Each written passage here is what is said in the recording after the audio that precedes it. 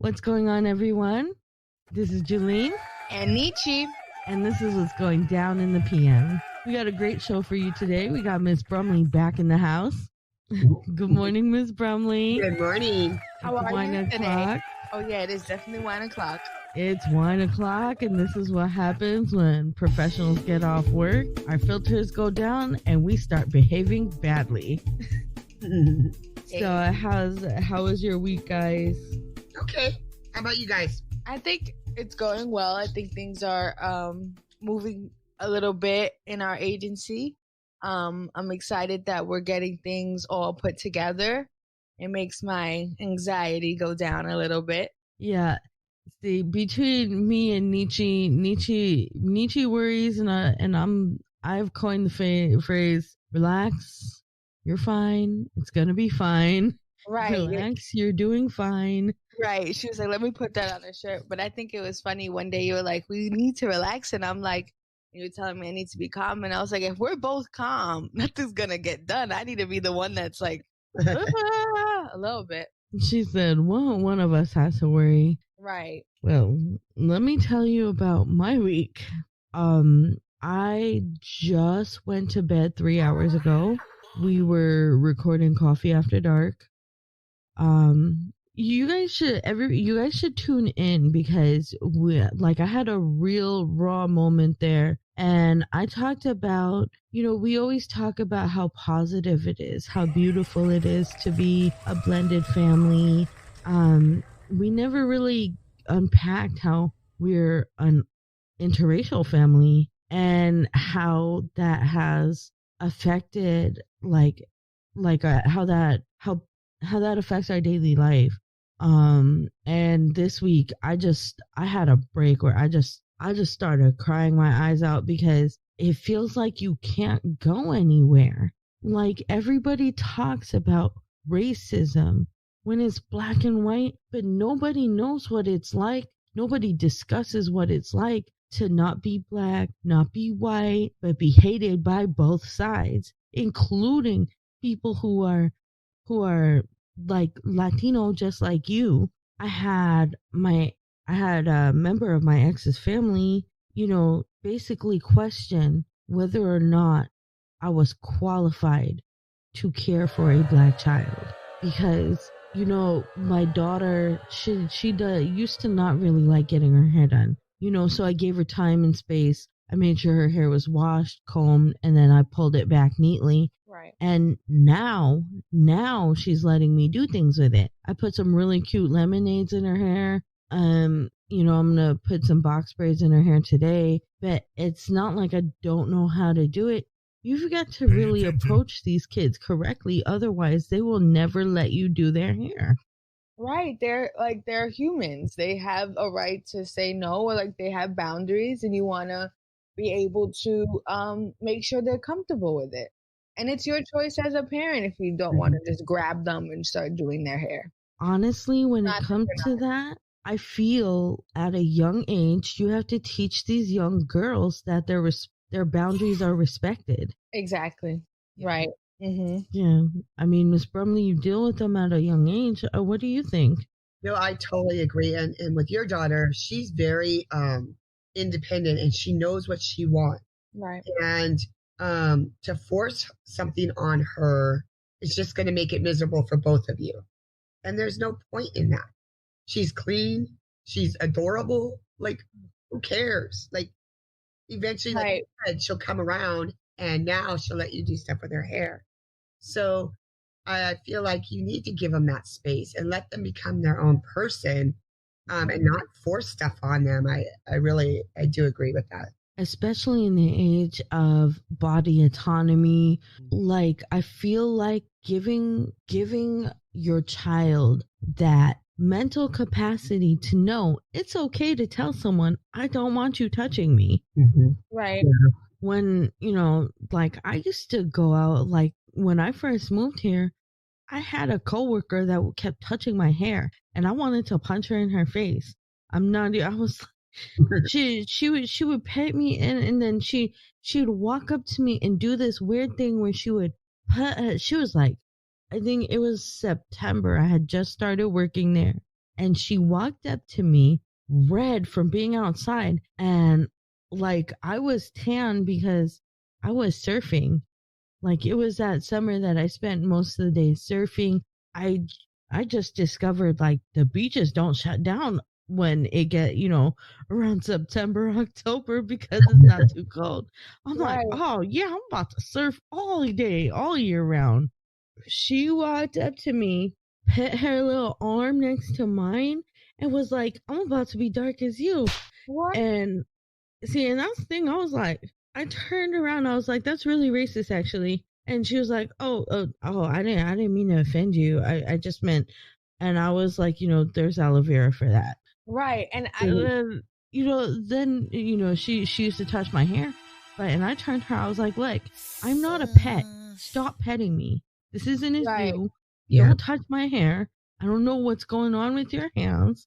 So, like I had no issues telling someone that, but it took me a long time to get there because we're not raised like that. Right. We're raised to be polite. Mhm. When in fact, ladies, when it comes to your body, you don't have to be polite. You have to be crystal clear. Right. That's it. Yeah. Yeah, and yeah, definitely. And I think it's interesting that you brought that up because I was speaking with my niece. She is biracial as well, and she has really curly hair. It's like coily. And she said she went to school and she was like, I don't know if it was straightened that day, but either way, it was her hair. And she was like, one young lady in her school was like, "Is that a weave?" And I'm like, you know what that's called, right? That's called microaggression. Oh my God. Yeah, and I'm just like, Mm. it starts young, and she lives in Kentucky, so it's probably a whole different Oh, world out here. wow. Yeah. Hmm. That's crazy. Yeah, See, if Carmen would have come home and said that, because she had a classmate who, I guess, she came home and she was like, "Oh man, my classmate, she said she didn't like my hair. She said it was ugly." I called her mother. I was like, "Well, I just kind of want to talk this out because, Carmen was really upset by this comment." And they're the best of friends now.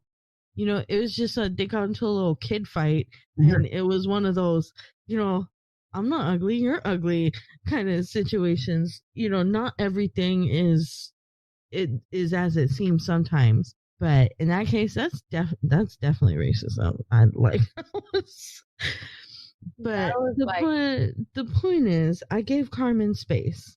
I gave my daughter space to decide. I made sure her hair was clean, it was combed, and that's it. And they brought up how my oldest son, he has 4C hair, but has always been tender headed. But she said the fact that he is not taking care of his hair proves that I'm somehow unqualified. And then I can't go anywhere. I go with my fiance somewhere, I get dirty looks from everyone. Like, I've never in my life felt like the most hated human being until I moved here and tried to just go get groceries.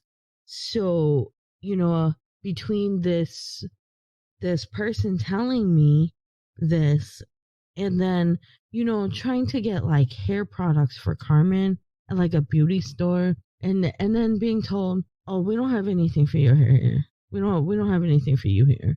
Like, you know insane. I get dirty looks from black women in the store, get dirty looks from Hispanic women in the store. Even the if I recall, yeah, she was definitely speaking like she was speaking Mandarin or something. Even the little Chinese girl in the store was giving me dirty looks like I didn't belong there or something, or I somehow violated them by having a biracial child.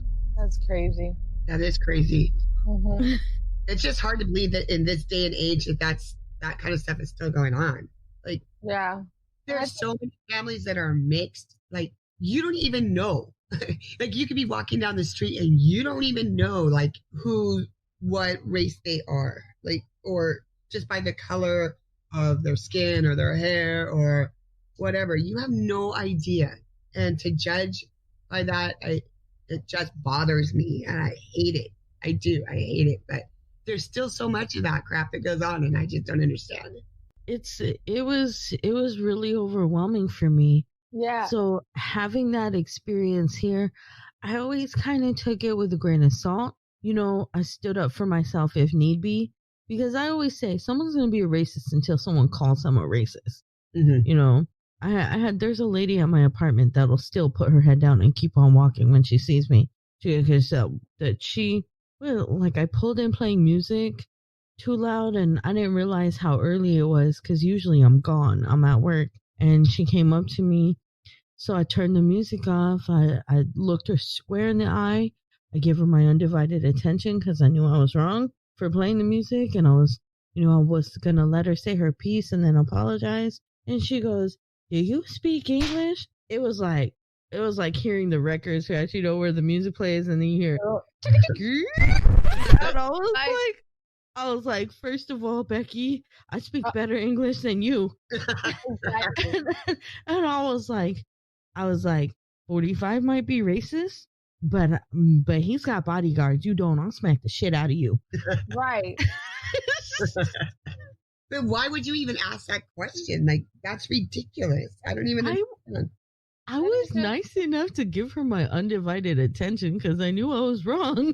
Right. Like, that's crazy. Like, people and their microaggressions is the best way to put it. And the thing with I feel like it even leads back to like saying that the hair is unqualified, quote unquote.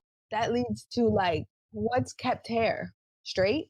Like, where does that, like, if it's clean, like, where are you going? How is it unkept? Like, well, I feel like to be fair, David does not take care of his hair.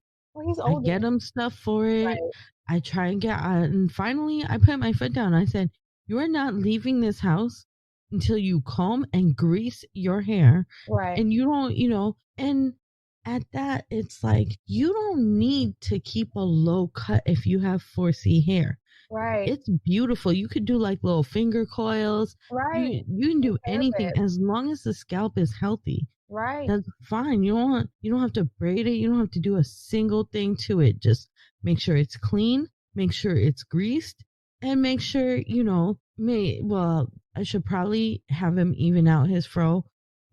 And as long as the hair is healthy, it's fine. Teaching him, and you're letting him know that there's ways to maintain it, or like make sure it's like clean and healthy, and then exactly, it's all good in the hood. Yeah. And part of being a teenager too, though. Right. I was just about to say that. Like, he's older. No teenager, you have to like seriously go get your butt in the bath or take a shower or whatever. Like, you have to fight them constantly to do those things. So that's part of that whole age group where you're like, right. I am going to smack you if you don't take a shower. Right. Right. Responsibility. Right. But then, they grow out of that. Like, okay, then girls start becoming important, and then they're like, oh, wait a minute. Like, I want to look nice. And then he change it around, and then, like, he'll do his hair and all of that. But, like, right now, he's a teenager. Rob said the same thing. As soon as he gets interested in girls, you'll know, because getting him to bathe won't be a fight to the finish. Exactly. Getting him to do his hair. Exactly. And I've walked by his room and I'm like, what the hell? Why does your room smell like onion and ass? Because he's a teenage boy, that's why. Exactly. Dear Lord. Oh, thank God he doesn't play basketball anymore. Oh, it was like a treasure hunt I never wanted to be a part of, because his jerseys would end up under the bed. It would end up everywhere. And it was like, if I needed to find it, I just followed my nose straight up, because he would just be like, ugh, and in his room. Oh, dear Lord. And I was like, is that corn chips? Oh, if you don't go wash your feet. And then at the end of the day, sometimes it's not even his feet, it's his shoes. And it's like, once he got to a certain age, it was like, I just started getting assaulted by random smells coming from his body. I was like, this is not okay. I'm not okay. But I think every parent goes through that. I mean, it's that whole like teenage years. Like, they don't smell good. They don't want to do anything, pick up anything. Like there's those years like you're just like, what happened to my sweet child? And then they come back around. Like they do. They come back around, I promise. He will. Please. And I work really hard out here, like when it comes to my family. And then like I get comments like John will be like, "What are we eating?" And I'll be like, "Oh, I'm making some like turkey meatballs and so." And he's like, "Oh, we never get anything good to eat." And I'm like, "You know what? All right." And so I was like, "I'm not cooking then." What? What do you mean you're not cooking? There's ramen in the cabinet. You can cook. I was really having a whole Beauty and the Beast moment last night. Oh, you don't like what I made? Go ahead and starve. I'm so like being a mom it's an adventure, but so that I had that mental breakdown and I'm sitting here I just held Rob and I just cried because it was like, as a mom, we're judged no matter what we do. We can't do anything right. Our kids can't stand us. Our kids can't stand us. Once they hit like 11, 12, and 13, they just can't stand us. And then everybody and their mother has an opinion on how to parent your children. Yeah. And then suddenly it's like, we're not doing it right. And then next thing so like I've moved knowing no matter what I did, it would not be okay. But then it just got really hard where I can't leave the house and without getting dirty looks from people. So I don't know. It really kind of felt good to finally just like cry and let my truth be known because, I just kind of bear it and say, hey, it is what it is. But it was just starting to wear on me. And then, so check it out. I was accused of abusing Jonathan. One of my neighbors called the police on me like 2 days ago because John had an episode, tore up the entire house. And when I mean tore, it was like banshee shrieking for like hours, breaking stuff. Like I just sat here and made sure there was nothing sharp or breakable that could hurt him. Right. And then I was breaking up him and David. So there's like a little bamboo screen on the patio, but as you can see, our blinds are just about gone. So I'm in between them. David is holding his hair and I'm in between. David is behind me. John's in front of me. I'm trying to separate them. David's holding his hair. I'm trying to like pull them apart and get John to the room, get David off his hair. The neighbor called the police and told the police I was pulling his hair to get him to the room. Oh my God. Oh my goodness. And I'm just like, are you kidding me? So I put Carmen in my room, I put David in my room. I went in my room and we just sat there and waited until John got done screaming. Mm-hmm. And we made sure all the harmful sharp objects are out of the way. And then sure enough, here come the police. And I didn't open the door. See, when the police come, yeah, you cooperate, but you got to know your rights. Without a warrant, you have a right to not let them into your home. And John just got done tearing up my whole house. That too. So I pulled back the blinds and the police said, "Can you open the door?" I was like, we're in the middle of a pandemic. You can talk to me through the window. Mm-hmm. You can see me clearly through this window. The lights are on. You can see me. Well, your neighbor called the cops because he said they saw you abusing your son and pulling your son's hair. I was like, really? I was like, there is a camera right there in the living room. And, I said, John, come here. I pulled back the blinds and I said, this officer needs to know that you're okay. And I was like, let him see you. No, get right in the window. Let him see you. And he shined the light. I said, turn around. Make sure you turn around so he can see that there is nothing wrong with you. And I was like, listen, I've had a really long night. And I'll tell you, usually I'm very professional with the police, but I am very, very blunt with them. If they've somehow inconvenienced me, or I let them know it. But I comply. Then I complain. because that is how you make it home safe. So when the police, I was like, "Are you satisfied?" Now I've had a very long night. You guys, people don't consider ABA workers essential workers. So my autistic child is having an episode. You know, the crisis unit doesn't come out until like tomorrow. So and I was like, so as you can see, no one hurt him, no one touched him. You can tell my neighbor, and this is where I got a little bit nasty. I was like, you tell that B to mind her effing business. And if I catch her in my window, I will be the one calling the police on her. Because Period. she was literally in the window. Like, she looked through a whole bamboo screen, past my patio, into the living room to try and to like see what was going on in here. Mind your business. I mean, if you didn't know that you had an autistic child, maybe saying is everything okay, not just make an outright excuse like your child is getting abused. Like, that's Oh yeah, it was like, if that were you and you saw that, I would like to think you'd call the police. I was like, I'd actually knock on the door and ask them if they are okay. Exactly. Like, it's so hard because people don't realize about autistic children, and I know because my nephew stayed with us every day, all day, from the time he was like third grade on until just recently. He's 15, 16, just turned 16. And he would have episodes like that too, where he would just grab whatever he could get a hold of and throw it across the room, or try to stab you with a pencil or whatever. And we would have to like literally like get behind him and put him like in a bear hug and just hold him until, this is when he was younger, because when he was started getting, like, now he's 6'3", and he's kind of outgrown that. He still has times where he can act out a little bit, but not like when he was younger. And he would scream, and I always thought to myself, somebody's going to call the police. Somebody's literally going to call the police on us, right? Because he's screaming so loud and you can hear things. And luckily, I'm in a house. I have fantastic neighbors who know he's autistic. So there's that kind of space between the houses. So it's probably not as bad as if you lived in an apartment where you might be able to hear it more.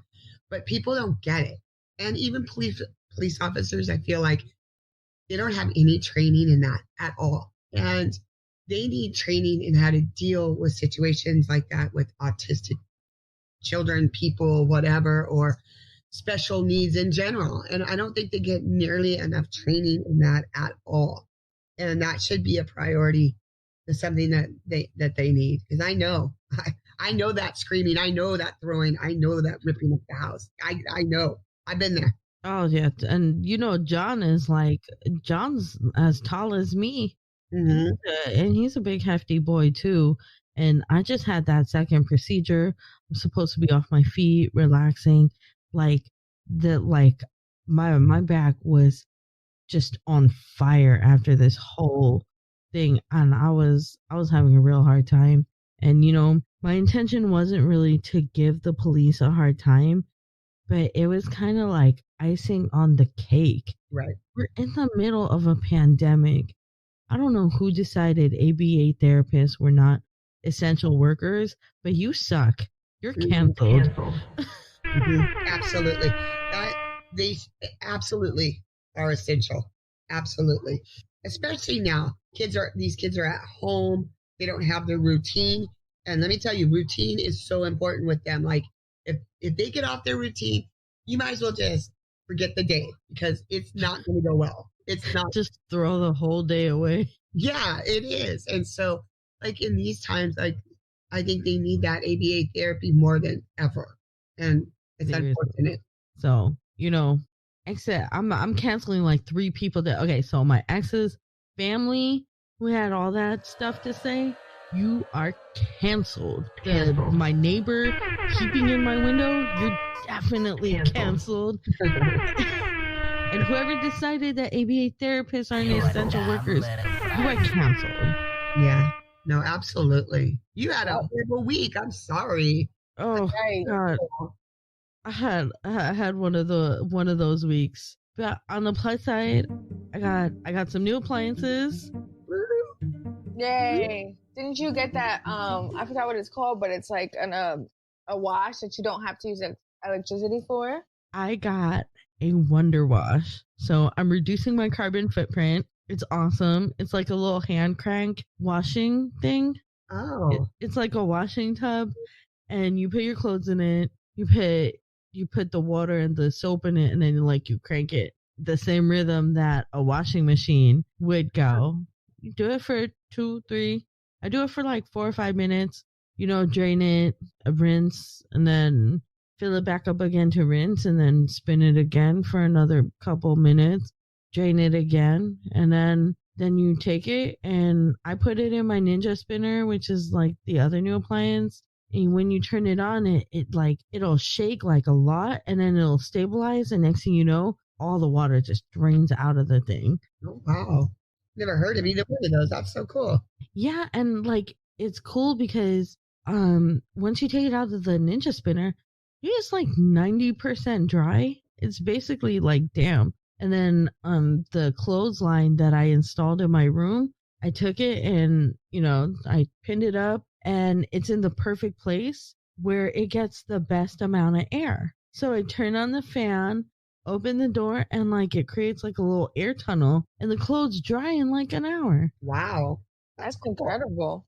See, like I've been learning a lot because the apartment I live in for right now it's not huge, but it works. So I've been looking for like storage hacks and stuff like that to make things work.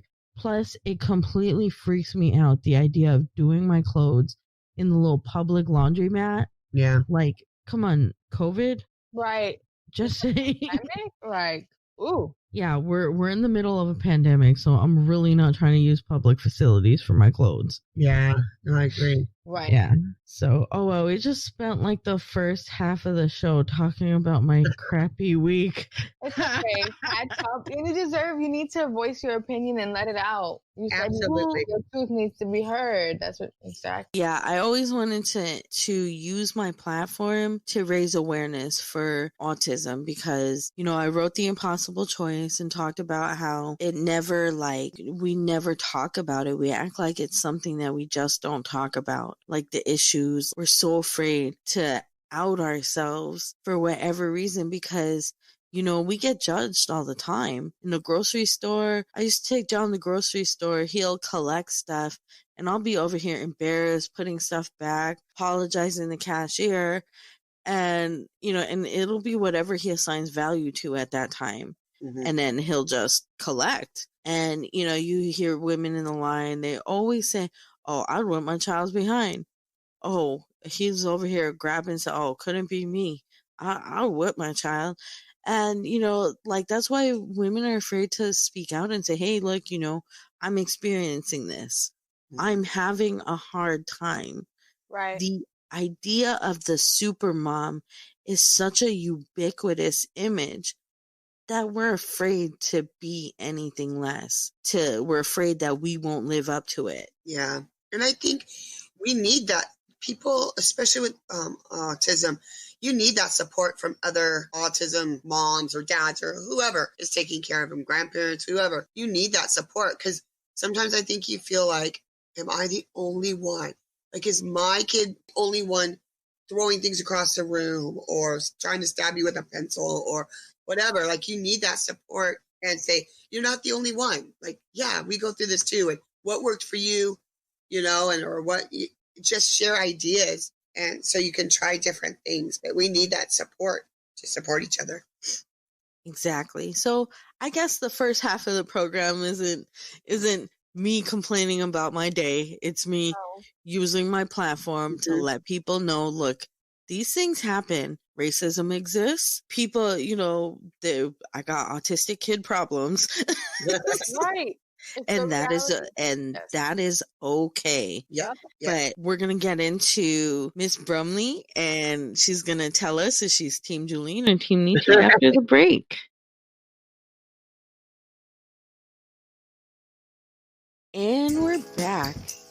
We're here with Ms Brumely in the house, and she's about to tell us how she felt about On My Block and Unorthodox. Are you Team Juleen or Team Nichi?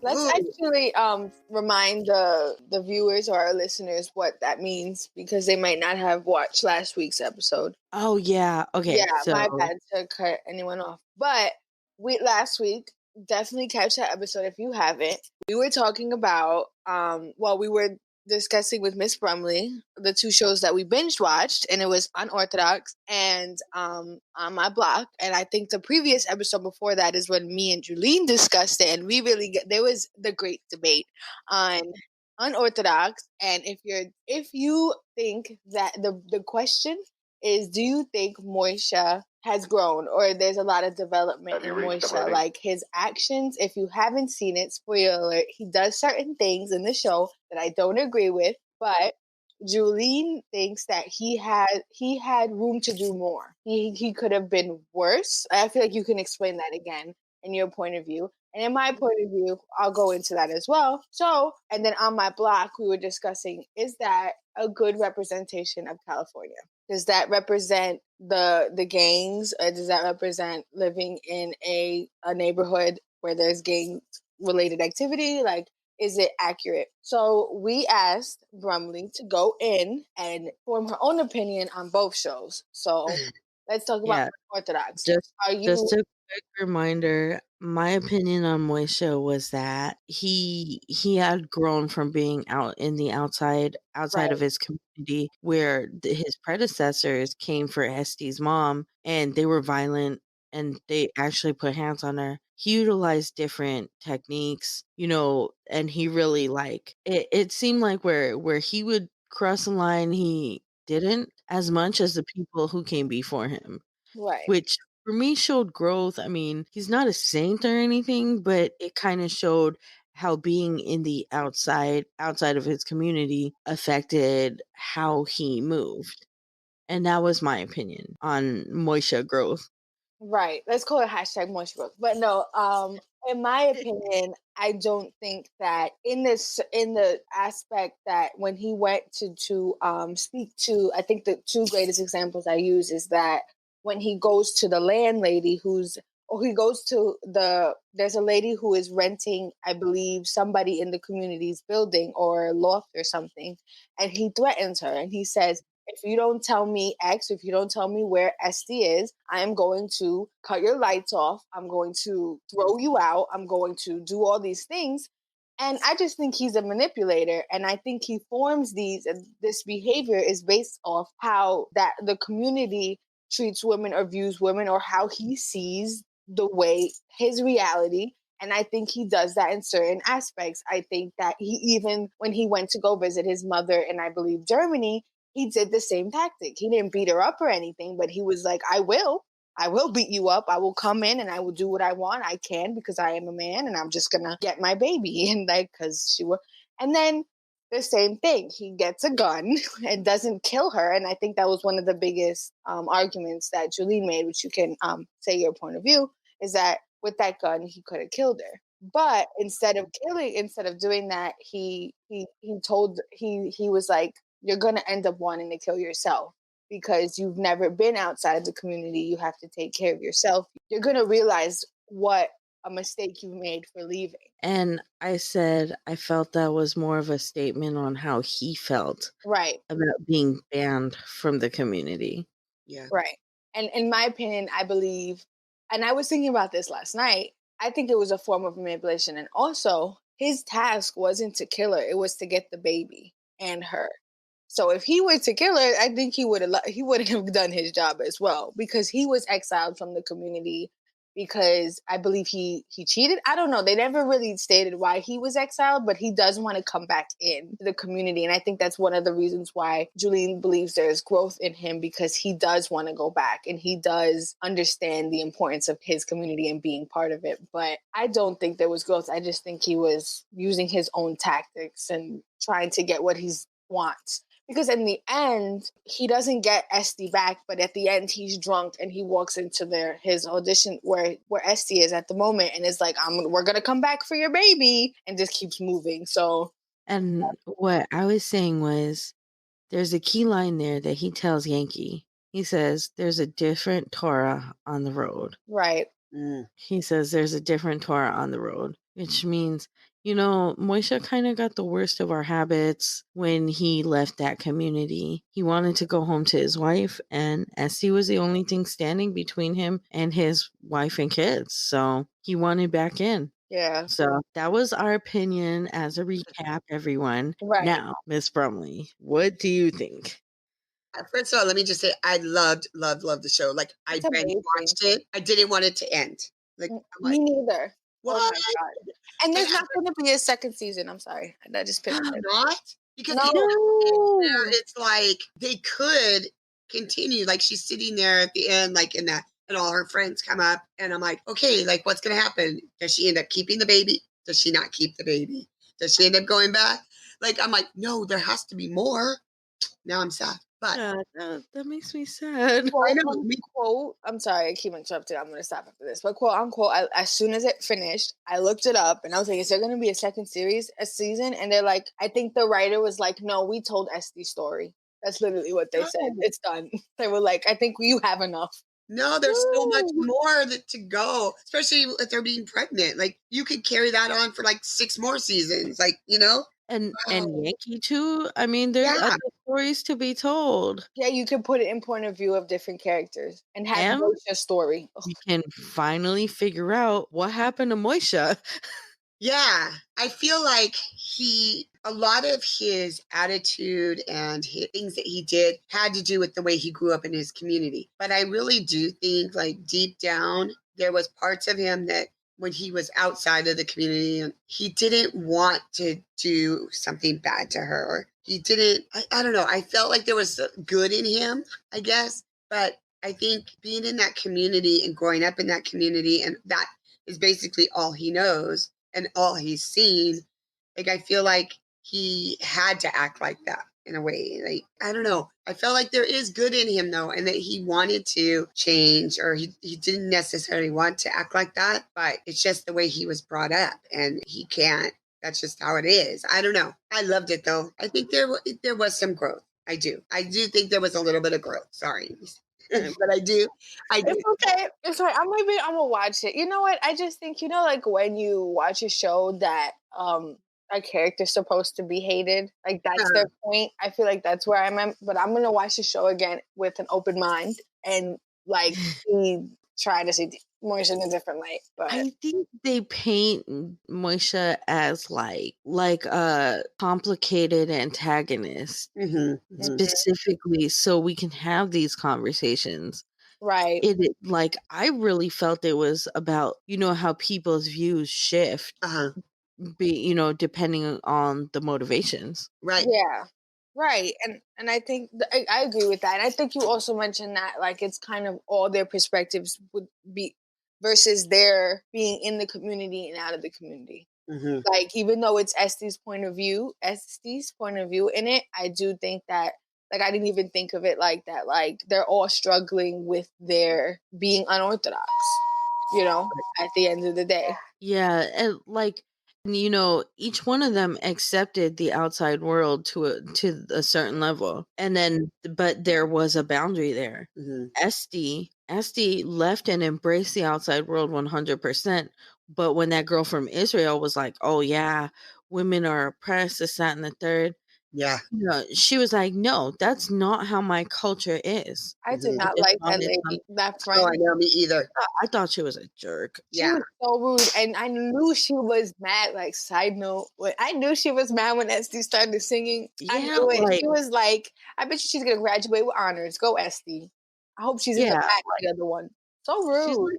She's a super hater. She's like one of those friends that like pretend that they want you to succeed, but in the back of their mind, they're like, and you hear the words she says too. Right. We've been at this since we were children. You can't just come up here after some piano lessons and think you're gonna get in. Right. She's a super hater. I bet she didn't have exactly. I bet she didn't have the opportunity like to just audition. but there was some sort of struggle she had there, like, of course, like, whatever. But you can't get mad that someone believes in someone, because at the end of the day, there's going to be a moment in your life that someone believes in you. Let them have her moment. Like, she's going through something, and then when you have your moment, congratulations. Like, But Yeah, then you basically. never said, like, did she actually get into the music? see Like, so many things unsaid. Yes. no, like, that's what I wanted to know. I'm like, okay, did she make it? Did she not make it? Yeah. Like, that was an amazing audition. After she kind of got started, but like, okay, did she make it or not? That's why I thought for sure there would be another season, because there was so many things that she could have Sorry gone about on. And no. these untold stories, that's almost like, why? Why are they leaving parts of the story incomplete? That bothers me so I much. know, and I think it may be because it's based off a book, but like it's not like you can't get in contact with the author and be like, what would you want to have happen next? Yeah, You like, know, like just have a or meeting. get in contact with the author and be like, so what happened? Yeah, like in your head, what do you think happened to Exactly, and the we'll make it character? visually happen. Like we don't want to like I take mean, away J.K. from your Rowling, vision. J.K. Rowling's creating new things with Harry Potter every day. Mm-hmm. Like you remember, like every other day, it's like, oh, this character is so and so. This character has a background. People Yeah. be like, oh, so what about this and that? And she'll be like, oh yeah, he's this, and I'm like, I don't remember that being in the book. I'm over here with my Harry Potter books, like, where does it say that? Yeah, I know. That's another one. Like, you could watch that or read that 20 times and still find something new every time you read it or watch the movie. Like, I would see Definitely. things a different way or whatever. But I enjoyed it. I even told my mom, I'm like, Mom, you have got to watch this. Like, Really? you're Oh, going to that's love this. awesome. So she's gonna watch it now. I loved it. I loved it though. That's awesome. See, So thank and you. what's funny is Nichi gave me all these serious watch suggestions.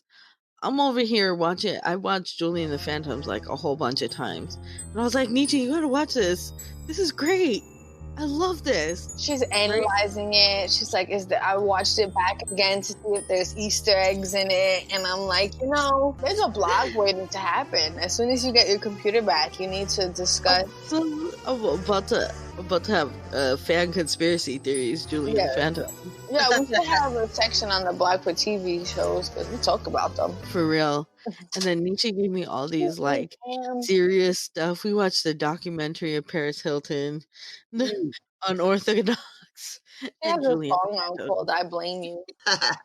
Oh, so Ms Brumley, Yes. now what about on my block? We gotta know, is this an accurate representation of California? Um, to some of it. I'm not going to say 100% no way. But I think in some communities, some of that, yes. I think they are very much like it's a family. It just runs down in families as far as the gangs go. And there are certain communities that live like that. And, like many years ago, and I remember even when I was young, there was always this like feud between the Crips and the Bloods. You probably heard it, and, you wore a blue bandana if you were, I can't even remember, but say a Crip, and a red if you're a Blood, and all this. And people were kids were doing this and then getting shot because they were wearing a certain color, and like we even had to ban it at our school that they couldn't wear, first of all, a bandana of any color or a hat of red or blue like that,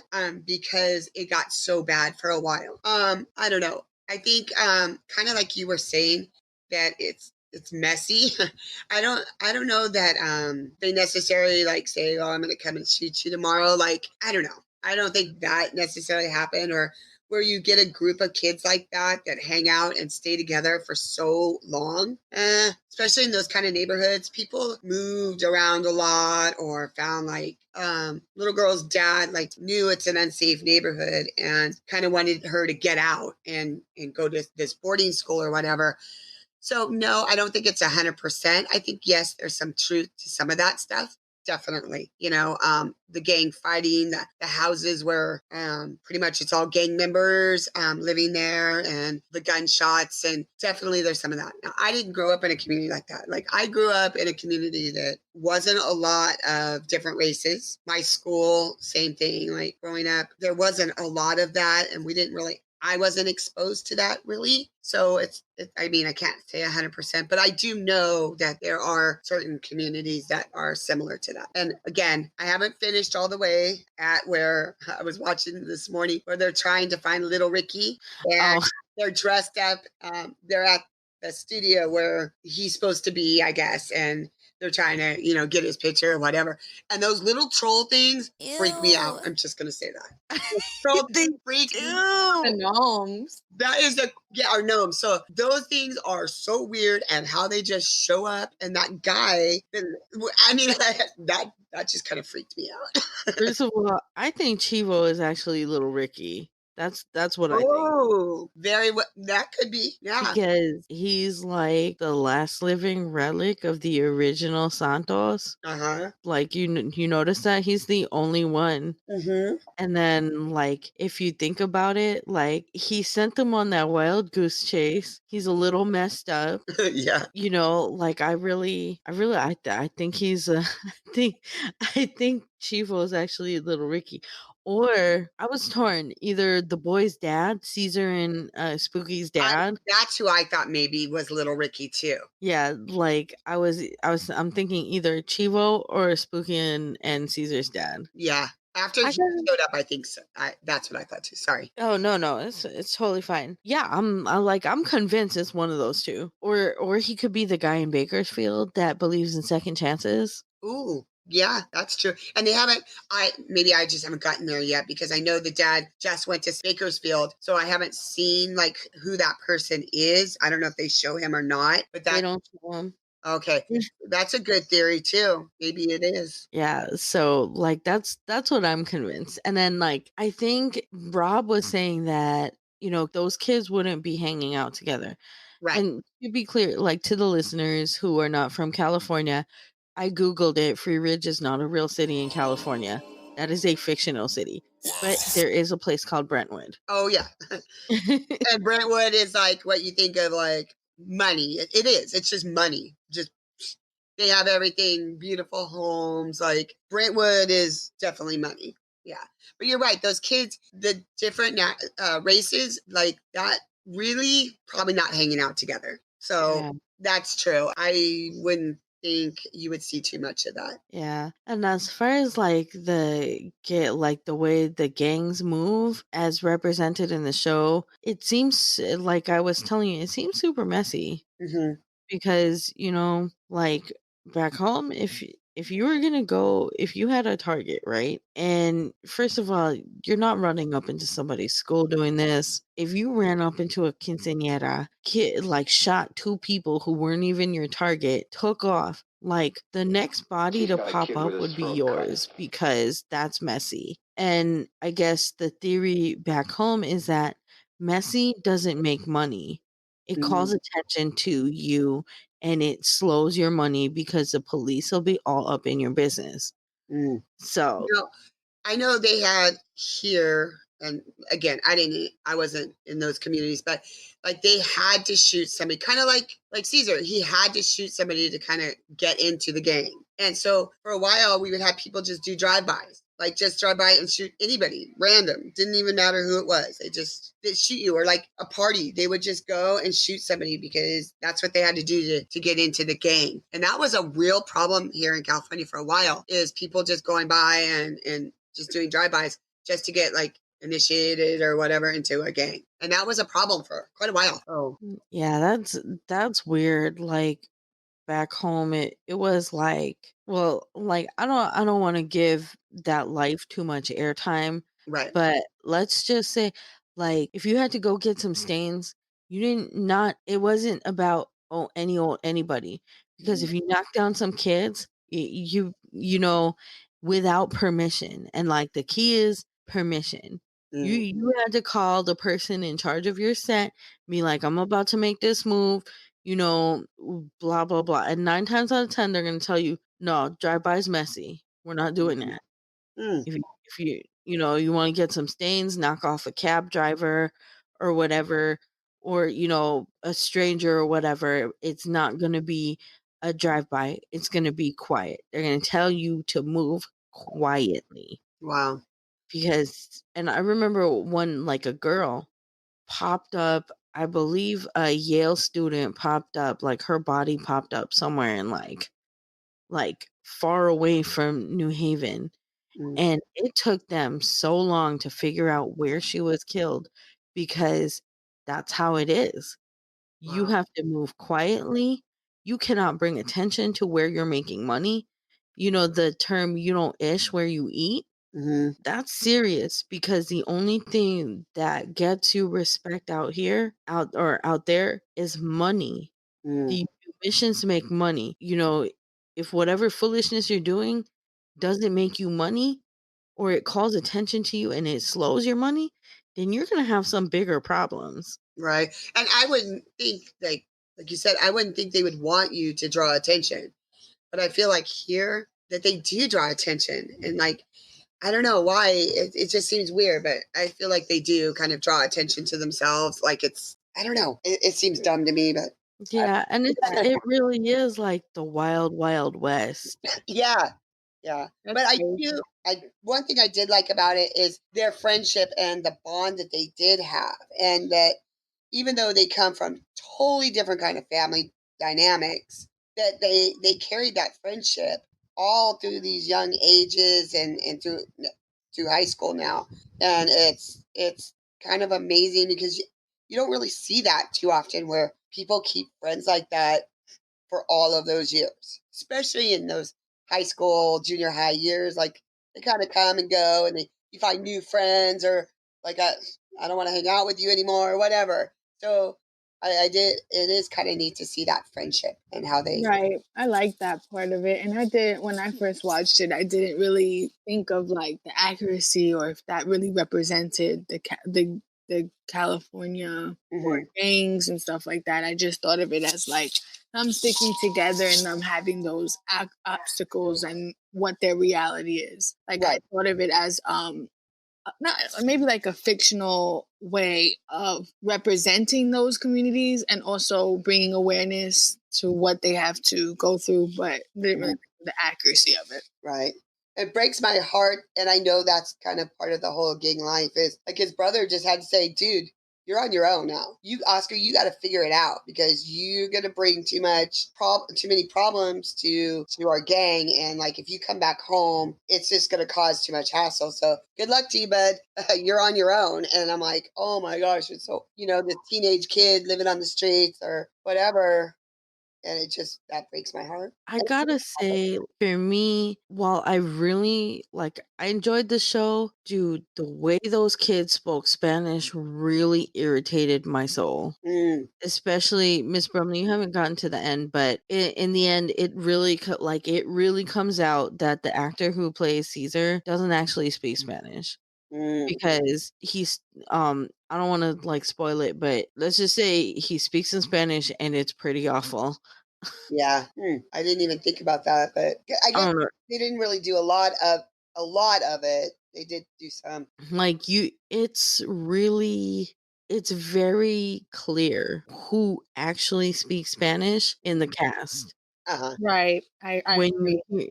when you hear them, you can hear who's a native Spanish speaker. But outside of that, it's like nails on a chalkboard. Hearing them force it, it's terrible. Oh, I love the grandma too. Like, Ah, the oh my gosh, grandmas. she cracks me up. Like Oh my. up in that big like car and stuff and driving them. She cracks me up.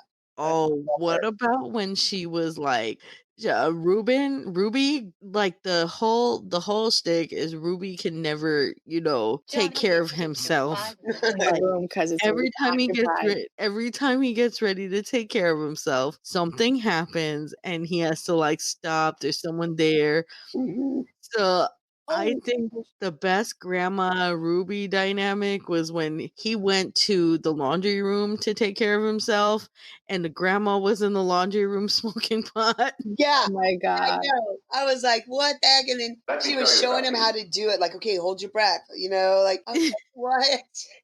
Oh my goodness. He's a Hilarious. mess. And then I think another thing that about the show that I think that the point of view that I had on it was it's also the point of like growing up, going through puberty, going to high school for middle school with living in that community. Yeah, Which is yeah. you remember the day after he got caught, trying to take care of himself in the laundry room? Grandma puts, like, a sausage on the plate. I'm Yes. dead. I He know. goes, It's crazy. "Look," she said, "I know you like sausage." Oh my God. Bro. We need a doctor. Look at his And you know face. what he said? He's like, "Yeah, I love sausage. Is it smoked?" I know.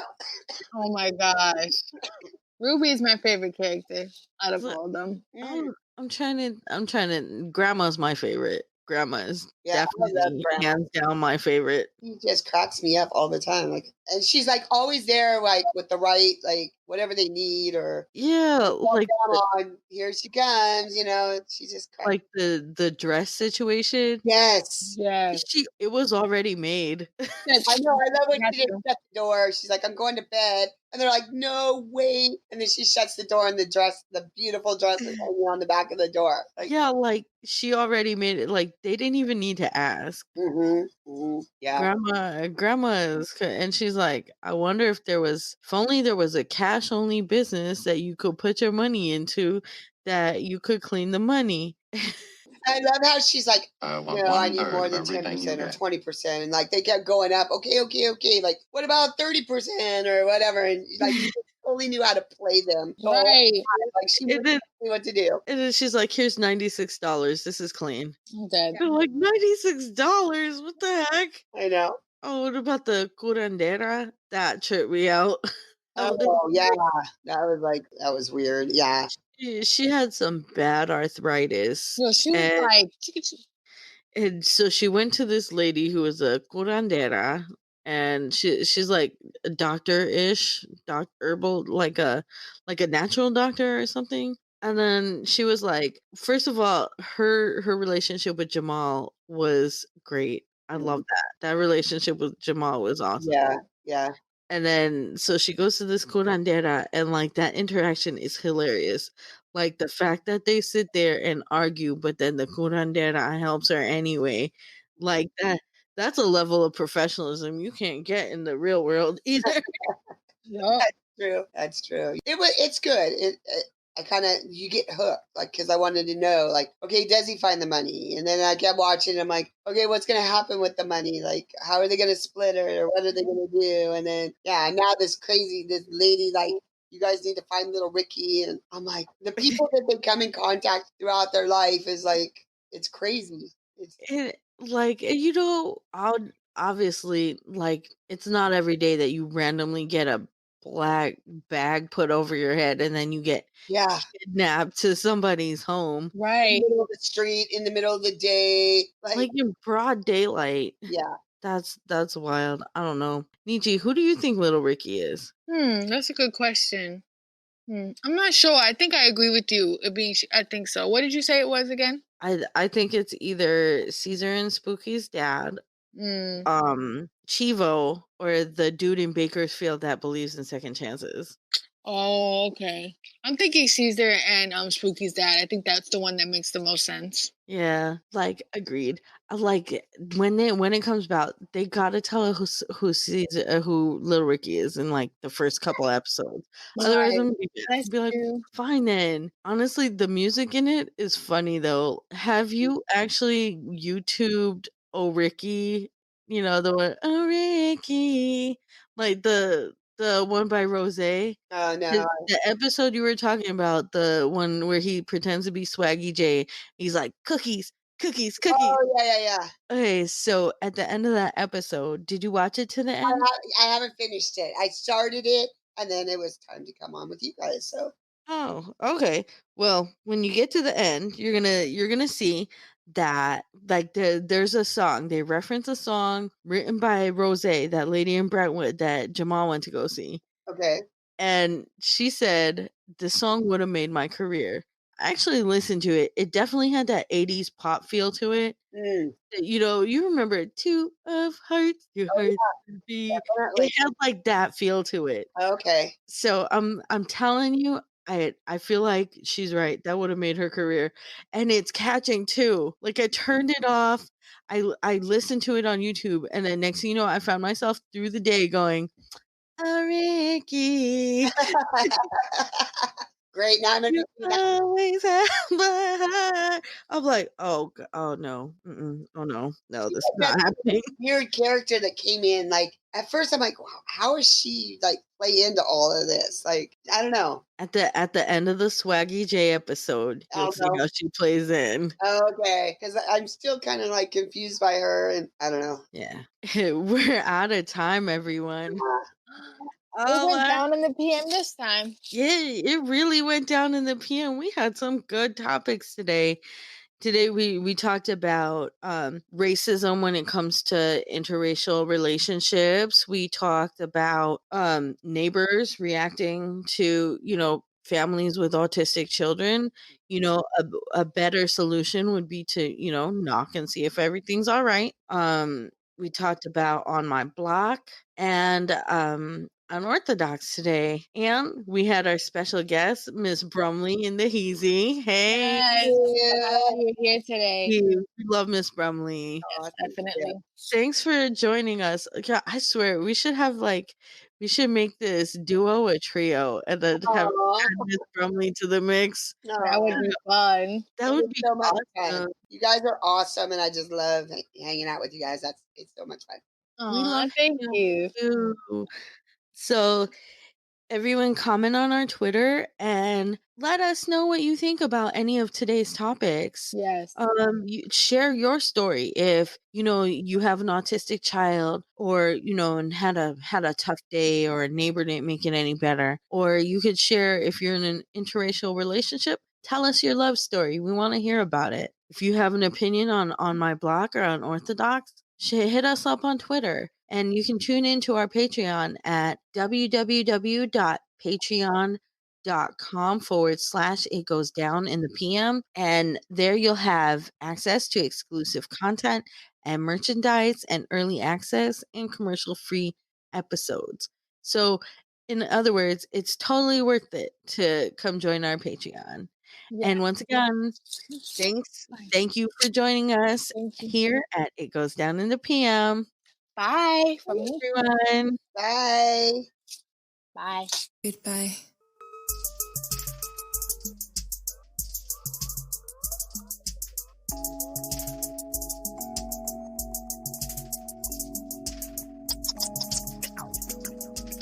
Goodbye.